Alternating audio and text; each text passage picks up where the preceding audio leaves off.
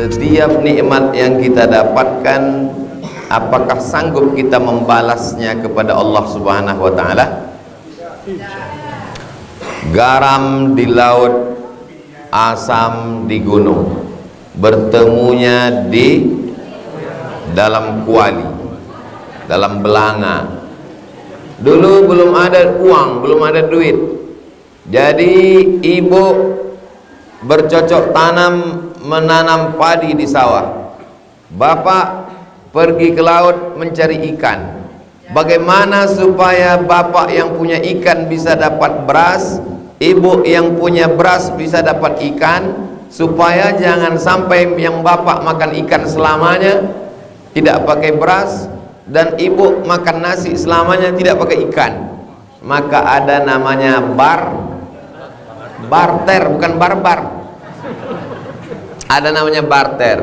Ini beras saya, ini ikan kamu. Apakah kamu rela kalau beras kamu ini saya barter dengan ikan? Kata si tukang beras, aku terima.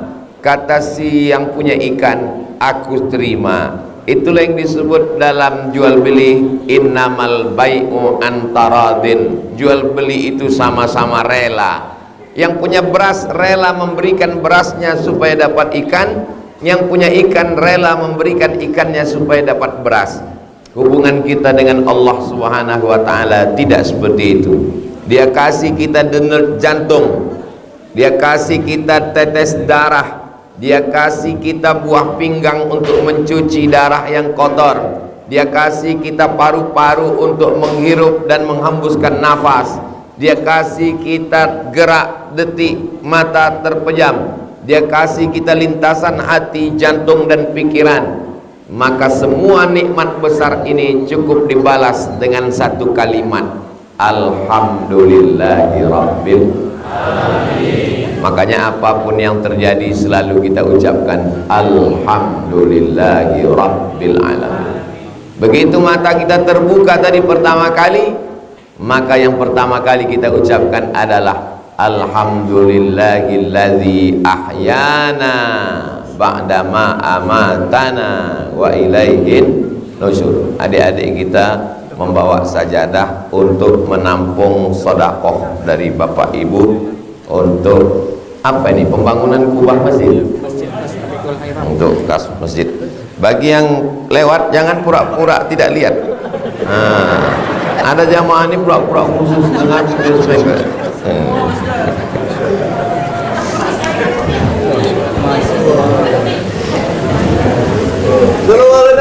Allahumma salli ala sayyidina Muhammad. Ma min muslimin yusbihu, setiap ada orang yang bangun di waktu pagi dikirimkan Allah dua malaikat. Malaikat yang pertama berdoa, Allahumma atif munfiqan khalafa, orang yang bersedekah berilah dia ganti ya Allah. Adapun orang yang pura-pura tidak melihat sajadah lewat, adapun orang yang pura-pura khusyuk, adapun orang-orang yang pura-pura dompetnya tinggal, maka malaikat juga dikirim Allah berdoa. Apa kata malaikat? Allahumma ati mumsikan talafa, orang yang tidak mau bersedekah binasakanlah dia ya Allah. Saya enggak nakut-nakuti, membacakan hadis saja. Bentuk kebinasaannya macam-macam. Nanti pulang berawal dari pertama sendal hilang, lalu kemudian tak lama setelah itu helm hilang, kemudian setelah itu sampai ke rumah suami hilang. Apapun yang terjadi kita ucapkan Alhamdulillah. Alhamdulillah. Kalimatani, dua kalimat, khafifatani alal lisan, ringan di lidah, saqilatani fil mizan, tapi berat pada timbangan mizan pada hari kiamat. Subhanallah wa bihamdihi subhanallahil azim. Subhanallah wa bihamdihi subhanallahil azim. Maha suci Allah. Kalau Abdul Samad sebelum datang kemari dia mesti pakai pakaian yang suci, yang bersih, lupa mengkancing. Patutlah jamaah dari tadi tersenyum. Kita sangka senyum karena senang sama kita, rupanya dia lihat kancing kita belum tertutup. Untung kancing baju. Subuh ini semua nikmat Allah sudah kita balas. Kenapa Abdul Somad bisa datang kemari? Karena kaki yang bergerak melangkah, karena tangan yang menghayun, karena mata yang berkedip, karena telinga yang mendengar, karena jantung yang berdegup. Likulli sulama minkum sadaqah. Setiap tulang-tulang sendi kamu ini mesti diberikan sedekahnya. Maka tadi kita pun bersedekah. Subhanallah, subhanallah, subhanallah, subhanallah, subhanallah. 1, 2, 3, 4, 5, 6, 7, 8, 9, 10, 11, 12, 13, 14, 15, 16, 17, 18, 19, 20, 21, 22, 23, 24, 25, 26, 27, 28, 29, 30, 31, 32, 33. Semua sendi-sendi ini mesti diberikan sedekahnya. Subhanallah, alhamdulillah, la ilaha illallah. Afdalu zikri, yang paling afdal dari semua zikir adalah la ilaha illallah. Kalau tidak nanti kita akan dituntut tentang segala nikmat yang diberikan Allah. La tus'alunna yauma idzin 'anin na'im. Semua nikmat yang pernah diberikan Allah akan diminta tanggung jawabnya. Ada orang merasa dia sudah penghuni surga, paginya, malamnya, siangnya, malam qiyamul lail, siang jihad fisabilillah, siang jihad fisabilillah perang, malamnya qiyamul lail tegak, tak pernah tertidur selama 80 tahun. Lalu kemudian dia masuk ke dalam surga. Begitu dia sampai ke dalam surga, dia pun bangga dengan amalnya. Apa kata dia? Saya masuk surga karena amal saya. Saya masuk surga karena siang berjihad. Saya masuk surga karena malam qiyamul lail bermunajat, meneteskan air mata, menempelkan kening ke lantai menghadap Allah. Saya masuk surga karena amal saya. Kata Allah Subhanahu wa taala, hai malaikat, ya, timbang satu nikmatku. Dicabut sebelah bola matanya, ditimbang dengan amal dia yang siang jihad, malam ibadah, siang jihad. Ternyata lebih berat lagi satu nikmat bola mata. Amal kita ini tidak ada apa-apanya membalas nikmat Allah Subhanahu wa ta'ala. Jadi kalau ada orang masih sombong dengan sholatnya, sombong dengan puasa sunatnya, sombong dengan haji dan umrohnya, sombong dengan ceramah tausiahnya, dia belum mengetahui hakikat nikmat Allah Subhanahu wa ta'ala. Kapan orang baru tahu hakikat nikmat Allah? Ketika diponis dokter jantung koroner. Ternyata jantung yang berdegup, yang berdetak di sebelah kiri, itu yang jantung normal. Kalau yang banyak utang, jantung yang berdegup, yang berdetak ini menghembuskan darah. Darah itu dihembuskan naik ke otak, dari otak turun ke mata, dari otak turun ke telinga, dari otak turun ke kaki, dari otak turun ke tangan. Kalau sampai darah ini tidak mengalir, maka oksigen tidak sempurna. Kata dokter nama penyakitnya stroke ringan. Kenapa darah bisa mengental? Karena gula darah. Ambil gula, masukkan ke kuali, letakkan ke atas kompor, panaskan. Setelah panas gulanya mencair, biarkan dingin. Setelah itu angkat sendok, terangkat sama-sama kualinya. Kenapa? Karena ternyata gula membeku. Makanya orang barat menyebut gula itu white poison. White putih, poison racun. White poison, racun putih. Ada dua racun putih. Yang pertama gula, yang kedua santan. Karena santan adalah kolesterol, karena lemak menggumpal, akhirnya tersumbatlah wastafel, tempat cuci piring. Kenapa tersumbat? Karena ternyata ada minyak-minyak yang menyumbat saluran air sehingga mampet. Gara-gara saluran darah, urat-urat ini tersumbat di dalamnya gula dan kolesterol, akhirnya ini jantung berat, maka dibawa ke rumah sakit jantung harapan kita. Kata dokter, ini mesti bypass. Bypass itu bagaimana? Dipotong urat kaki, dinaikkan ke atas, dadanya dibelah, dibedah kalau sudah berat. Satu nikmat jantung saja tak dapat kita bayangkan berapa uang yang keluar, berapa lama opname di rumah sakit, berapa lama penderitaan. Bayangkan jantung dibedah seperti ayam potong, lalu kemudian jantungnya dicopot, dipotong, diganti urat-uratnya dengan urat kaki, dipasang lagi. Setelah dipasang rupanya dokter lupa ada gunting tinggal di dalam, dibuka sekali lagi, pasang lagi, bongkar pasang. Akhirnya setelah itu semua barulah hidup, tapi hidupnya tidak sempurna seperti biasa. Naik motor baru ngebut sedikit, aduh sakit. Jalan-jalan ke rumah tetangga, nampak rumahnya baru, aduh sakit. Nampak mobilnya baru, aduh sakit. Nampak bininya baru, langsung mati. Betapa nikmat Allah Subhanahu wa ta'ala ini besar. Kalau kita mau tahu sebesar apa nikmat Allah, selesai pengajian subuh ini silakan datang ke rumah sakit, maka di situ akan melihat orang ada sakit kaki, ada sakit lutut, ada sakit pinggang, ada sakit jantung, ada sakit tengkuk, ada sakit. Kita lewatnya nggak peduli sama sekali. La salam wala kalam, negur enggak, salam enggak, ngeliat pun enggak. Lalu kita pun mengatakan sombong betul orang ini nggak mau salam. Pas ditanya, kok kenapa nggak mau ngelihat Ustaz Abdul Somad? Aku bukan nggak lihat, leherku nggak bisa miring. Ada orang yang kelihatannya sombong, angkuh, nggak mau senyum sama sekali. Kenapa bapak nggak senyum sama sekali? Apa masalahnya? Aku nanti kalau kusebutkan penyakitnya kau jangan senyum ya. Kenapa? Aku nggak bisa kentut udah sebulan.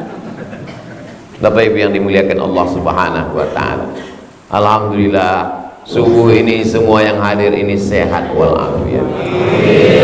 Mudah-mudahan yang sakit-sakit diangkat Allah segala penyakit.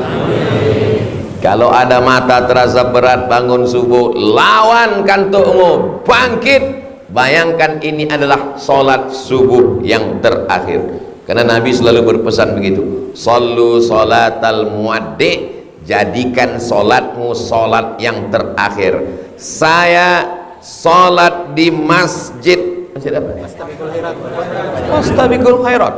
Kemarin kami pergi ke ujung Kolaka, dari Kolaka 1 jam naik mobil, Fastabiqul Khairat juga. Berlomba-lomba dalam kebaikan-kebaikan. Tidak ada yang bisa membalas nikmat Allah Subhanahu wa ta'ala kecuali zikir, tasbih, tahmid, takbir kita. Maka kamu aku tunjukkan suatu amal yang paling hebat, kata Nabi. Amal apa itu ya Rasulullah? Antufariqad dunya, kau mati meninggalkan dunia, walisanuka ratbun, lidahmu dalam keadaan basah, berzikir mengingat Allah. Maka sesungguhnya salat itu juga zikir. Allahu Akbar, Allahu Akbar kabira, walhamdulillahi katsira, wa subhanallahi bukratan wa asila, wajjahtu wajhiya lilladzi fatara as-samawati wal arda hanifan musliman wa ma ana minal musyrikin. Zikir artinya mulut menyebut, hati mengingat. Ini banyak orang sekarang hatinya nggak ingat, mulutnya nggak nyebut. Salat diam aja. Apa ini? Ya sahabat Rasulullah, ya, apakah Nabi Muhammad itu kalau salat mulutnya bergerak? Ya. Dari mana kamu tahu mulut Nabi itu bergerak? Salatnya kan salat zuhur, salat asar, nggak kedengaran ayatnya. Dari mana kau tahu mulut Nabi itu bergerak? Kata Khabbab, bittirabi lihyati, aku lihat jenggot Nabi bergerak. Jenggot Nabi bergerak bukan karena kipas anginnya kencang, tapi karena mulutnya bergerak membaca ayat.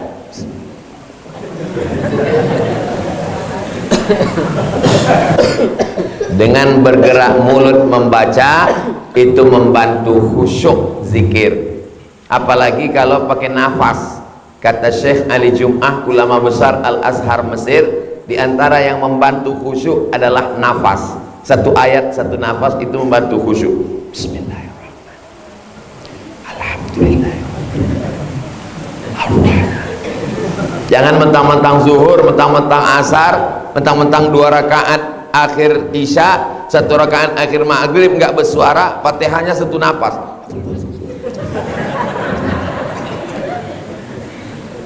Jangan sampai begitu dibagikan catatan amal sholat kita nanti di akhirat. Sholat zuhur, Fatihah, ayat, Fatihah, ayat, Fatihah, Fatihah.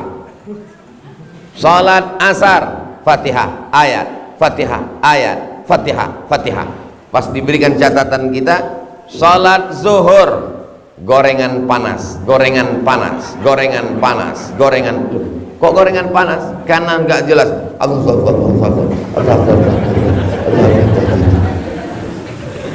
Bismillahirrahmanirrahim. Qul huwallahu ahad, Allahus samad, lam yalid wa lam yulad wa lam yakul lahu kufuwan ahad. Zikir, mulut menyebut, hati mengingat, mengagungkan Allah Subhanahu wa taala. Begitu juga dengan tasbih. Subhanallah, subhanallah, subhanallah, subhanallah, subhanallah, subhanallah. Ini banyak orang sekarang bertasbih nggak jelas apa yang disebut. Small.